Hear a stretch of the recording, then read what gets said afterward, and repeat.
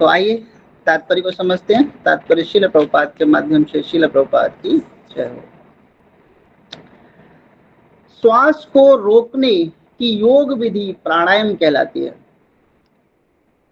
प्रारंभ में हठ योग के विधियां आसनों में की सहायता से इसका अभ्यास किया जाता है।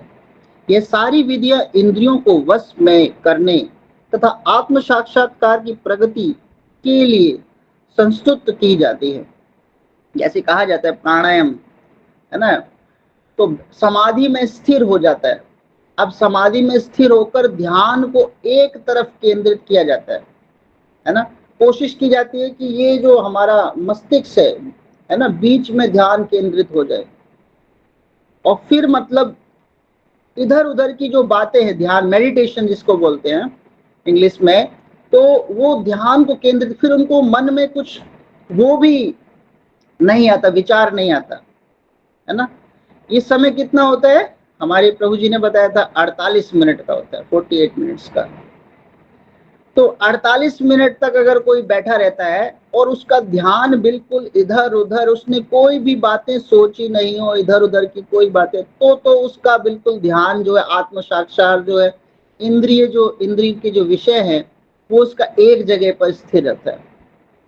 लेकिन अब हम देखते हैं कि क्या हम 1 मिनट भी क्या फोकस कर सकते हैं? 1 मिनट या 2 मिनट भी फोकस कर लें, ये भी बहुत बड़ी बात हो जाएगी, है ना। तो ये प्राणायाम विधि उनके लिए होती है जो आत्म साक्षात्कार करना चाहते हैं, मतलब जो कृष्ण को प्राप्त करना चाहते हैं, है ना, तो वो प्राणायाम विधि में रहते हैं। वो नहीं कि बस, है ना, बैठ गए। तो प्राणायाम एक बार तो रावण ने भी किया था, है ना। रावण ने भी प्रसन्न ऐसे समाधि में स्थिर होकर ओम ब्रह्मदेव प्रसन्न हो, ओम ब्रह्मदेव प्रसन्न हो। तो वो जो अपनी लाभ की इच्छा के लिए प्राणायाम होता है, अपनी लाभ की इच्छा के लिए जो समाधि में बैठते हैं, वो भोगा वृत्ति है ना, वो कुछ पाने की वृत्ति है, वो इंद्रियों को संतुष्ट करने की विधि है। तो आत्म साक्षात्कार उसको नहीं कह सकते। इसी विधि के में शरीर के भीतर वायु को रोका जाता है, जिससे वायु की गति दिशा उलट सके, और आपान वायु निम्नगामी अधोमुखी है और प्राण वायु ऊर्ध्वगामी है। जो आपान वायु है वो नीचे निम्नगामी है, नीचे से आती है, और जो प्राण वायु है वो ऊपर से आती है, उसको ऊर्ध्वगामी। तो प्राणायाम में योगी विपरीत दिशा में सांस लेने का तब तक अभ्यास करता है जब तक दोनों वायु होकर पूरक अर्थात सम नहीं हो जाते। तो जो ऊर्ध्वाधर वायु है और जो निम्नगामी अधोमुखी वायु है, तो दोनों को मतलब एक जगह स्थिर किया जाता है, उसको उदासीन कर दिया जाता है ना, उसको क्या किया, न्यूट्रलाइज कर दिया जाता है, उदासीन कर दिया जाता है। और उस समय जब आपान वायु को प्राण वायु में अर्पित कर दिया जाता है तो इसे रेचक कहते हैं, है ना। जब अब ये भी क्वेश्चन यहाँ पे आ सकता है, किसी भी एग्जाम में आ सकता है ना, तो इस शब्द को आप अंडरलाइन कर लीजिए, क्योंकि एग्जाम जब होते हैं तो ऐसे ही क्वेश्चन निकल के आते हैं, उसमें ऑप्शन भी यही होते हैं। जब प्राण और अपान वायु में पूर्णतः रोक दिया जाता है तो इसे कुंभक कहते हैं। अब जब दोनों ही वायु एक स्थान पर रोकी जाती है ना, तो उसके जब वो दोनों वायु मिल जाती हैं तो कुंभक कहते हैं उसको। कुंभक योग अभ्यास द्वारा मनुष्य आत्म साक्षात्कार की सिद्धि जीवन अवधि बढ़ा सकता है। अब इससे क्या होता है कि जो है ना व्यक्ति मरेगा, मतलब काफी समय जिएगा, उसकी आयु जो होगी ना वो बढ़ जाएगी, है ना। जैसे हमारे बाबा रामदेव को देखिए, तो बाबा रामदेव की एज नहीं पता चलेगी, और बाबा हो गए हैं वो बाबा तो हो गए हैं, लेकिन देखिए अभी भी उनका हष्ट पुष्ट शरीर है ना। तो एक बार बाबा रामदेव जो है ना, हिज होलीनेस गोपाल कृष्ण गोस्वामी महाराज के पास भी आए थे। तो महाराज ने यही बोला कि आप नाम का स्मरण करिए, भगवान का चिंतन करिए। तो महाराज जो साक्षात गुरु होते हैं वो सही निर्देश देते हैं, लेकिन वो दुनिया को क्या सिखा रहे हैं, आयु को बढ़ाना सिखा रहे हैं, है ना। अच्छा, हम सबकी आयु तो पता नहीं कितनी है ना। वास्तविक आयु तो आत्मा की है। इस शरीर की आयु को बढ़ाकर फायदा क्या है? शरीर की आयु बढ़ा रहे हैं लेकिन भगवान की नित्य सेवा नहीं कर रहे, तो फिर कोई फायदा नहीं है। तो शरीर की भी क्या है, भगवान की सेवा के लिए अर्पित होना चाहिए। तो हम आयु को बढ़ाएं। बुद्धिमान योगी एक ही जीवन काल में सिद्धि प्राप्त करने का इच्छुक रहता है और वे दूसरे जीवन की प्रतीक्षा नहीं करता, है ना। बुद्धिमान वो है जो अभी निकल ले, अभी इस जीवन में ही निकलने का प्रयत्न करे, है ना, भगवान के धाम को प्राप्त करने की कोशिश करे, वो बुद्धिमान है।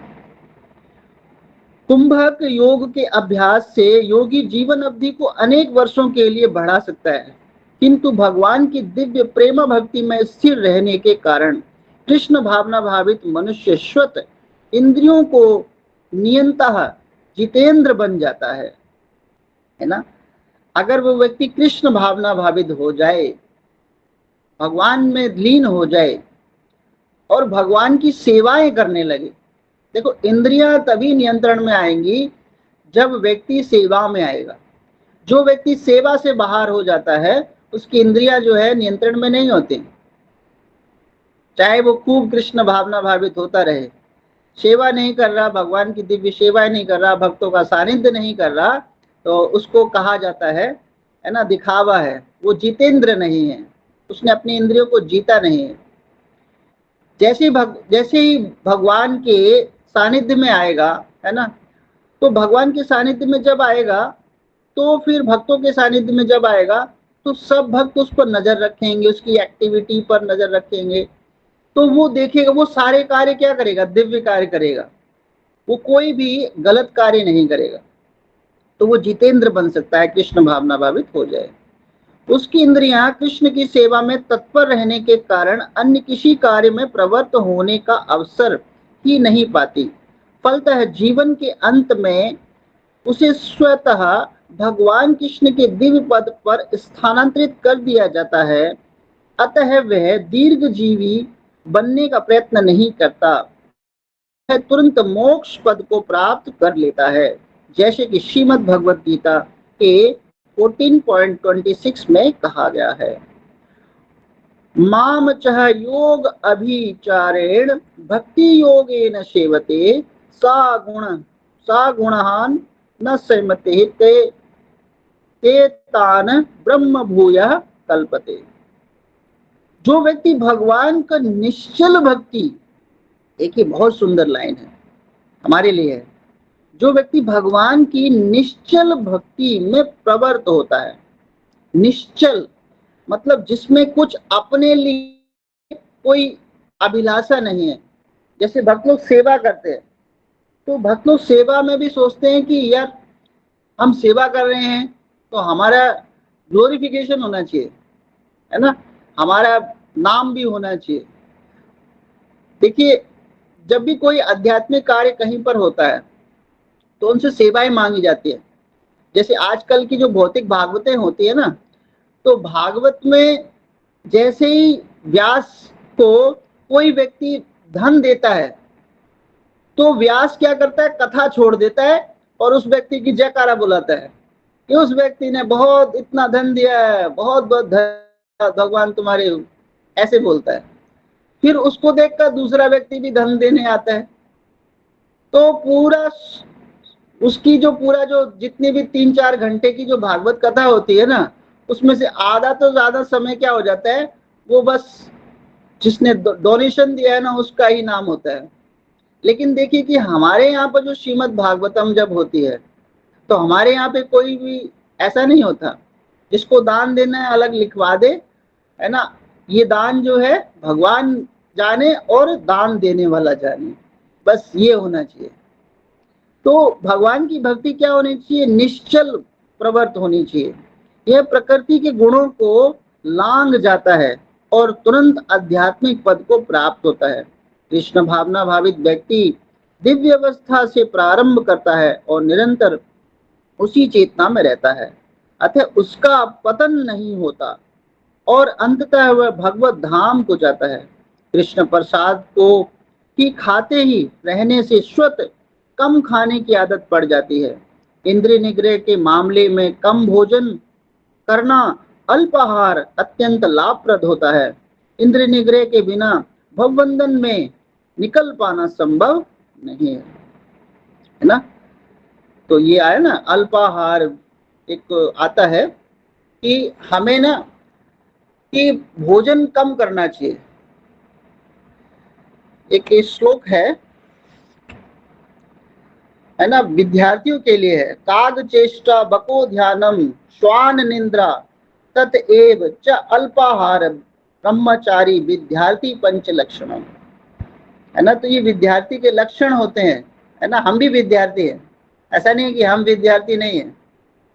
हम भी अब जब से कृष्ण भावना भावित क्लासेस ले रहे हैं ना, तो हम भी तो कहते हैं कि हमें भी क्लास लेनी है, हमें ये करना है, हमारा भी सिलेबस है। तो हम भी तो एक स्टूडेंट हैं, तो हमें भी क्या करना चाहिए। ऐसा नहीं कि बस, है ना, इतना खा लो कि सांस जो है वो फिर इधर से उधर निकल नहीं पा रही। उतना खाना चाहिए जिससे हमारा आसानी से पाचन क्रिया हो सके। तो अल्पाहार लेना चाहिए। जब अल्पाहार लेते हैं तो भक्ति कार्य बढ़ते हैं, है ना। तो व्यक्ति शरीर में क्या रहती है, फुर्ती रहती है। देखिए लास्ट में यहाँ पर आया है कि हमें कृष्ण भावना भावित कैसे है ना। हमें जो योग अभ्यास करते हैं जिससे हम अपनी बुद्धि को, चेतना को भगवान में केंद्रित करते हैं, उसके लिए हमारे पास क्या क्या उदाहरण है। तो देखिए बहुत सुंदर उदाहरण है, भक्तों से ही हम सीख सकते हैं कि हमें कृष्ण भावना भावित और योग अभ्यास में क्या अंतर है। देखिए, तो हम सब ने मीराबाई का नाम सुना है ना। तो मीराबाई जो है वो भगवान की कितनी सुंदर सेवाएं करती हैं, इसका रहस्य जानने की कोशिश करते हैं। तो एक बार मीराबाई, रैदास जो है ना, मीराबाई किनकी पंक्तियां सुनते हैं, रैदास जो कवि है ना, उनके गुरु हैं रैदास। तो मीराबाई के जो गुरु रैदास है, और रैदास जो महाराज थे वो क्या करते थे, वो गिरधर गोपाल की जो थी वो पूजा करते थे।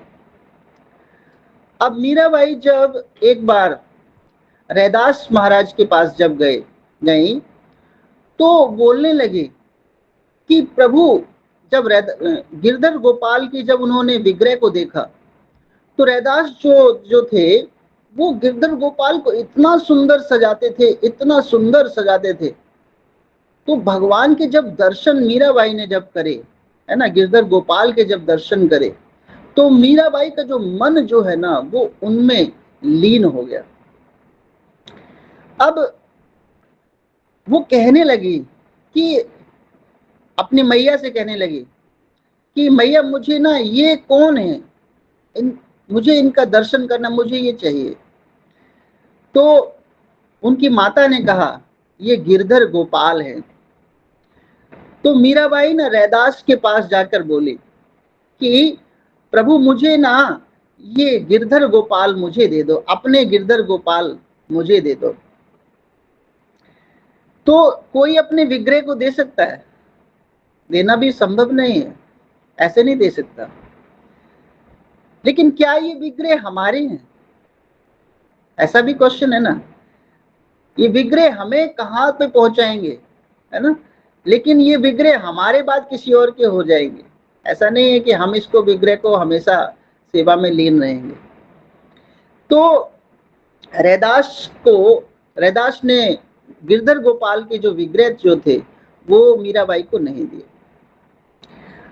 अब मीराबाई का जो भविष्य है, देखिए मीराबाई को गिरधर गोपाल क्यों नहीं मिले, है ना। इसका भी एक, पिछले जन्म में जो मीराबाई जो थी, पिछले जन्म में जो मीराबाई थी वो भगवान कृष्ण के सखा हैं सुलभ। तो सुलभ जो थी उनकी पत्नी थी मीराबाई। तो जब सुलभ का विवाह हुआ, है ना, तो सुलभ की विवाह हुआ तो मीराबाई की माँ, मीराबाई से हुआ, उसका नाम कुछ और था, तो उस समय उनकी माता ने, हरे कृष्ण, प्रभु जी माधवी था शायद, माधवी। हाँ प्रभु जी माधवी था शायद। हाँ जी माता जी, धन्यवाद। तो उनको माधवी को समझाया था कि तुम ना ब्रज में जा जरूर रही हो, लेकिन वहां पर एक बांसुरी वाला है, उसको उसको अपना चेहरा मत दिखाना, ना उसका चेहरा देखना कभी। कहते हैं कि जो इसके चेहरा देख लेता है फिर उसमें ही रम जाता है, उसका सब कुछ लुट जाता है। तुम कभी उसको अपना चेहरा मत दिखाना। तो माधवी जो मीराबाई हैं, उनके मन में तो ये विचार ठहर गया है। अब जब सुलभ का विवाह हो गया, अब सुलभ आ गई, माधवी जो है अपनी ससुराल आ गई, तो कृष्ण ने कहा, भगवान ने कहा, आज मित्र की है ना, मित्र की क्या, मित्र की बहू आ गई है। दो बहुएं देखना बड़ा पसंद लगता है, एक तो मित्र की हो, एक बेटे की बहू हो, बालक की, दो बहुएं सबका मन करता है कि देखना हो। तो कृष्ण का मन हुआ कि वो क्या करे कि है ना, सुलभ की जो भाभी है, मतलब कृष्ण की क्या लगी भाभी है, तो सुलभ ने कहा, मुझे कृष्ण, तुम तो देवर हो, है ना, वो तुम्हारी भाभी है, जाओ दर्शन कराओ।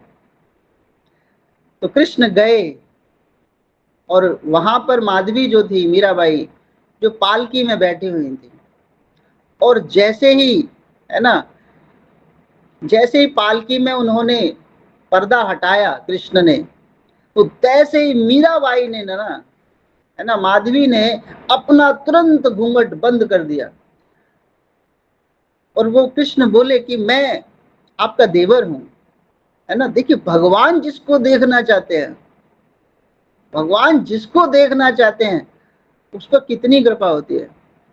तो माधवी ने कहा, मीराबाई ने कहा कि मैं नहीं दिखाऊंगी आपको अपना चेहरा, ना मैं आपका चेहरा देखूंगी।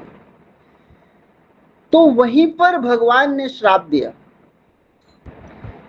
कि तुम मेरे को ढूंढोगी, मेरे लिए तरसोगी, फिर भी मैं तुम्हें प्राप्त नहीं होऊंगा। तो मीराबाई को ये अभिशाप था कि भगवान की भक्ति में लीन जरूर रहेंगी, तरसेंगी, लेकिन भगवान का दर्शन नहीं होगा। तो यहां पर जो है, रैदास जो है, जब सुनते हैं कि मीराबाई का ये भाव है ना, तो वो है ना प्रकट करते हैं। लेकिन लेकिन उसी समय जब मीराबाई जो है, माधवी जो है, जब देखती हैं कि भगवान ने, कृष्ण ने गिरिराज गोवर्धन को धारण किया था, है ना, इंद्र ने जब प्रकोप किया तो गिरिराज गोवर्धन जब भगवान ने धारण किया, तब मीराबाई जो है, माधवी जो है, देखने आई। मतलब एकदम जब सभी ब्रज में वो हो गया, बारिश हो रही थी, तो माधवी जो है भागकर जब गिरिराज गोवर्धन के नीचे आई, तो जब कृष्ण भगवान जो है ना, अपनी अंगुली से गोवर्धन को संभाले हुए थे, गिरिराज जी को संभाले हुए थे, तब माधवी ने जब देखा कि ये कृष्ण है, तब भी वो, मतलब भगवान जो है धुंधले दिखने लगे, भगवान स्पष्ट नहीं दिखे। तब माधवी ने कहा, अपने मन से प्रार्थना की, हे कृष्ण, मेरी माता ने मुझे कितना गलत शिक्षा दिया कि ऐसे कृष्ण के लिए मेरे को बोला, मना किया कि जिनका दर्शन कर पाना अब मेरे लिए मतलब कठोर हो रहा है। कितनी भगवान, हो तो साक्षात भगवान है। तब मीराबाई का हृदय जो है, माधवी का जो हृदय है ना, वो भगवान के भाव विभोर में प्रार्थना करने लगा। तब भगवान ने कहा कि मैं इस जन्म में तो मैं तुम्हें दर्शन नहीं दूंगा, मैं तुम्हें एक भक्त के माध्यम से दर्शन दूंगा। एक भक्त आएंगे, उनके माध्यम से मैं तुम्हें दर्शन दूंगा। तो जब मीराबाई है ना, अब इस जन्म में जब मीराबाई आई, तो रैदास को जब ये बताया कि मीराबाई जो है वही माधवी हैं, और जो आपके यहाँ पर जो विग्रह हैं गिरिराज गोपाल, गिरधर गोपाल, वो वही भगवान है, और वही जो है उनका दर्शन उनके माध्यम से होगा। तो जब मीराबाई ने ऐसा जब बताया, सुना, है ना, कभी कभी भक्तों को ऐसी भी बातें होती है ग्रंथ, तब रैदास ने क्या किया, मीराबाई को वो गिरधर गोपाल जो हैं वो दे दिए। तो कुछ पंक्तियां जो हैं गिरधर गोपाल को जब देते समय, है ना, दी है, गिरधर गोपाल जब दिए हैं, तब रैदास गा रहे हैं, ले मीरा तू गिरधर तेरा, सेवा पूर्ण भई अब मेरी, जागा भाग्य तेरा, है ना। तो ले मीरा तू गिरधर तेरा, सेवा पूर्ण भई मेरी, जागा भाग्य तेरा। तो भगवान के जो विग्रह हैं, है ना, भगवान के विग्रह जो हमारे घरों में हैं, हम जब मंदिर में जाते हैं ना, तो हम पूरे भाव के साथ जाते हैं, और जो हमारे घर में अर्च विग्रह हैं उनके प्रति हमारा क्या भाव रहता है ना। तो हमें ये सोचना चाहिए कि जो हमारे घर में जो विग्रह हैं, लड्डू गोपाल हैं, या फिर, है ना, चैतन्य महाप्रभु, नित्यानंद महाप्रभु, या जगन्नाथ, जो भी विग्रह हैं, उनसे हम कितना कनेक्ट होना चाहिए, उनसे बहुत, ये विग्रह जो हैं उनसे बहुत हमें कनेक्ट रहना चाहिए, साक्षात उनमें चेतना समझनी चाहिए कि यही यही योग है। अगर हम उसमें उन विग्रहों में चेतना समझेंगे तो हम भगवान के साथ हमेशा ही समर्पित भाव में रहेंगे। अगर हम चेतना नहीं समझेंगे तो, जैसे एक भक्त हुए हैं, मतलब बहुत ही, मतलब मुश्किल से उनका गुजारा चलता था, भक्त भगवान की बहुत नित्य सेवा करते थे, लेकिन घर परिवार उनका अच्छी तरह चलता नहीं था, एक टाइम ही भोजन बनता था, बस उसी को पूरे दिन वो यूज करते थे।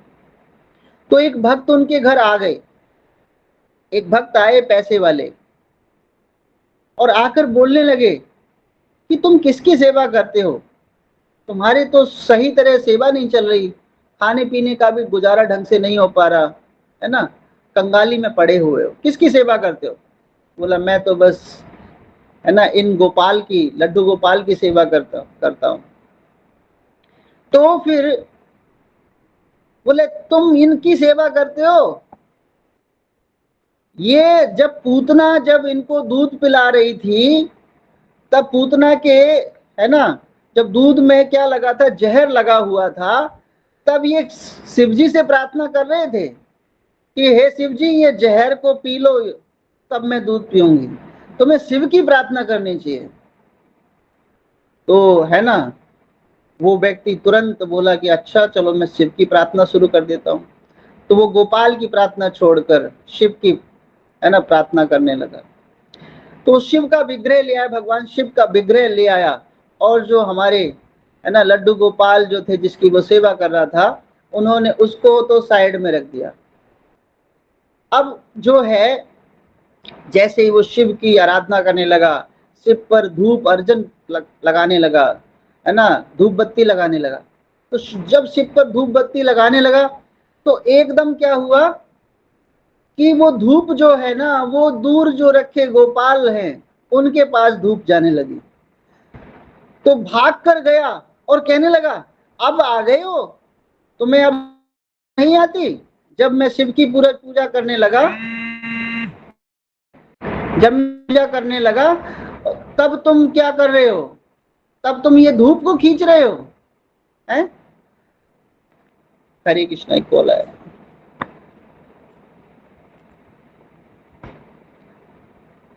जब मैं शिव की पूजा करने लगा तब तुम ये धूप को खींच रहे हो, है ना। तो फिर वो क्या करने लगा, अच्छा अब ये धूप को खींचने का बंद कर देता हूं, मैं तुम्हें अलमारी में बंद कर देता हूं। तो जैसे ही वो भक्त अलमारी में भगवान को बंद करने लगा, साक्षात भगवान उसके सामने प्रकट हो गए, कहने लगे कि आज मैं तुझसे प्रसन्न हूं। तो भक्त कहने लगा अच्छा, शिव को पूजा जब करने लगा तब तुम प्रसन्न हुए हो, और जब मैं तुम्हारी इतनी सेवा कर रहा था, पूजा कर रहा था, तब तुम प्रसन्न नहीं थे। तो भगवान बोले कि ना मैं शिव से द्वेष करता हूं, ना मैं, है ना, मैं शिव के कारण तेरे पास प्रकट नहीं हुआ। जब तक तू सेवा कर रहा था तो मुझे अचेत समझ रहा था, लेकिन आज तूने मुझे चेत समझा है, कि तूने एहसास किया है कि मैं विग्रह हूं, मुझ में भी क्या है ना, प्राण है, प्रतिष्ठा है, तूने आज समझा है ना, इसलिए मैं तेरे को दर्शन देने आया हूं। तब उसने भगवान को लिए अपने और हृदय से लगा लिए और बड़ा प्रेम से फूट फूट कर रोने लगा, हे प्रभु, आप मुझ पर दया कर रहे हो। तो ये जो भगवान के हमारे जो अर्च विग्रह हैं, है ना, जब तक हम उनमें प्राण प्रतिष्ठा जानते नहीं है, मंदिर में तो जाते हैं तो समझते हैं कि अरे मंदिर में तो जा रहे हैं, हमें कैसे जाना चाहिए, हमें वैष्णव ड्रेस में जाना चाहिए, तिलक लगाना चाहिए, और बड़ी सावधानी से। मंदिर में अपराध का भाव नहीं सोचते, मंदिर में सोचते हैं कि हम अपराध नहीं करेंगे, दर्शन भी, माता जी, प्रभु जी, सब कुछ, गाली गलौच नहीं देंगे। लेकिन घर में जो विग्रह होते हैं उनको भगवान नहीं समझते, उनको सोचते हैं कि ये तो हमारे बस अपना, खुद तो सोते हैं एसी में और भगवान को एक छोटा सा मंदिर बना के उसमें सुला देते हैं, ना पंखा होता है ना कुछ होता है ना। तो ये जो विग्रह जो हमें भगवान की जो दिए हैं, देखिए कितने सुंदर विग्रह हैं। तो ये जो विग्रह हमें भगवान को दिए गए हैं, है ना, वो क्यों दिए गए हैं? कि हमें मान लो कहीं ना कहीं तो जाना है, हम कहीं ना कहीं एक दिन तो वैकुंठ धाम, भगवान के धाम जाएंगे ना। अगर मान लो हमारी बुद्धि जो है ना, मान लो कुछ हमने गलत कार्य करे हैं, तो कभी कभी हमें दूसरे धामों के भी दर्शन होने हैं, मान लो नरक का ही दर्शन होना है, तो हम वहां पर कहेंगे अब मुझे नरक के दर्शन हो रहे हैं, हे भगवान मैंने कितनी सेवा की थी तुम्हारी, है ना, डेली मैं आपका सेवा करता था, अपने घर पे, है ना, आपकी सेवा करता था, अब मुझे अब नरक के दर्शन करा रहे हो, मुझे यहाँ पे कष्ट सहना पड़ेगा, क्या फायदा।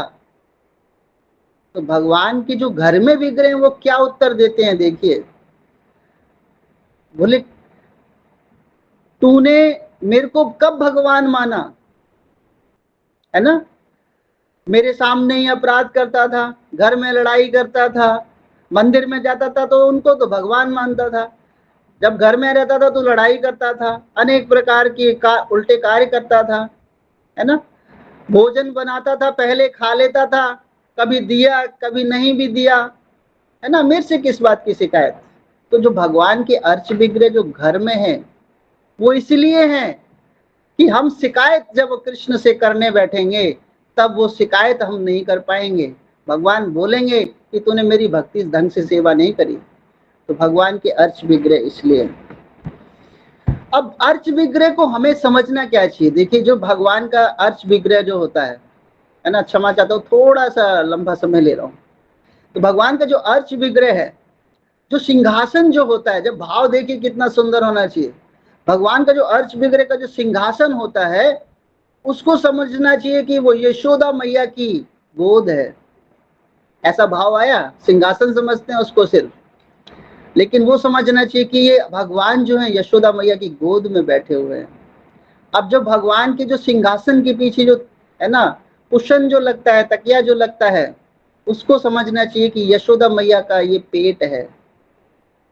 जब ऐसा भाव, ये माधुर भाव जो है भगवान के विग्रह के साथ संबंध हो जाएगा, तब समझो कि भगवान तुम्हें, चाहे तुमने कितने भी कर्म चाहे कैसे भी किए हो, भगवान वहां नरक में से भी निकालने के लिए हमेशा आ जाएंगे। तो इस प्रकार का भाव, जब हम इस प्रकार की चेतना, इस प्रकार की बुद्धि जब हम भगवान के साथ मीराबाई की तरह हम जब रखेंगे, तब जाकर भगवान की पूर्ण कृपा, पूर्ण, है ना, वो हमें प्राप्त होगी। यही योग है, यही कृष्ण भावना भावित है। अपनी बुद्धि को हम कृष्ण चेतना में लगा लें। हरे कृष्णा। श्रील प्रभुपाद की जय हो।